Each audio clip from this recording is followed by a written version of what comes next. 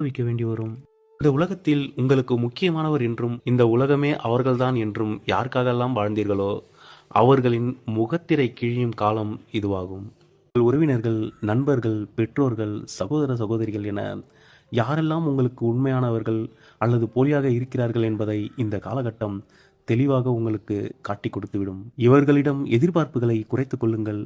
அதிக சகிப்புத்தன்மையை வளர்த்துக் கொள்ளுங்கள்.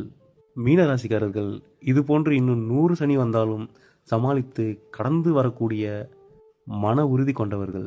எனவே நீங்கள் எதற்காகவும் அஞ்ச வேண்டிய அவசியம் என்பதில்லை. ஆனால் சகிப்புத்தன்மையை வளர்த்துக் கொள்ளுங்கள். உங்களுக்கு கௌரவ குறைச்சலை ஏற்படுத்தவே அதிக சூழ்ச்சிகள் நடைபெறும். இதுநாள் வரை உங்கள் தொழிலில் நீங்கள் நினைத்ததை செய்திருப்பீர்கள். அனைத்தும் உங்களுக்கு நன்மையாகவே நடந்திருக்கும். பேசணி நடந்து கொண்டிருந்ததால் விரயங்கள் மற்றும் சற்று அதிகமாக இருந்திருக்கும். அதிக அளவு லாபம் பார்த்திருக்க மாட்டீர்கள். ஆனால் ஜென்ம சனி காலத்தில் உங்களின் வாடிக்கையாளர்கள் குறைய வாய்ப்புள்ளது. வியாபாரம் லாபமின்றி நடைபெறும். உங்களிடம் இருந்த நல்ல வேலையாட்கள் உங்களை விட்டு விலகுவார்கள்.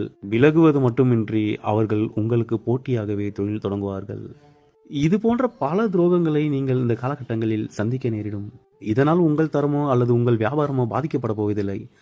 ஆனால் அவர்கள் செய்த துரோகம் உங்களை மனதளவில் கஷ்டப்படுத்தும். வேலை செய்து கொண்டிருக்கும் மீனராசிக்காரர்களுக்கு உங்களை விட திறமை குறைந்த, படிப்பு குறைந்த நபரை உங்களுக்கு மேலதிகாரியாக மாற்றுவார்கள்.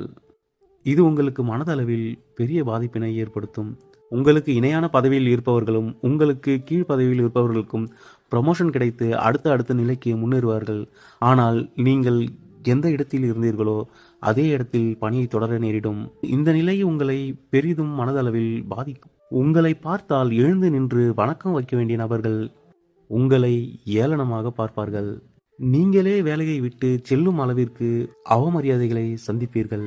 உங்கள் உழைப்பிற்கேற்ற ஊதியமோ பதவி உயர்வோ இந்த காலகட்டத்தில் கிடைக்காது. வேலை பளு தவிர்க்க முடியாததாக இருக்கும். உங்கள் மேலதிகாரிகளிடம் நல்ல உறவு இருக்காது. பணி செய்யும் இடத்தில் வீண் பிரச்சனைகள், செய்யாத தவறுக்கு தண்டனை, தேவையற்ற இடையூறுகளை சந்திக்க நேரிடும். ஓயாமல் ஓடிக்கொண்டிருந்த உங்களுக்கு ஓய்வளிக்கும் நேரம் இது.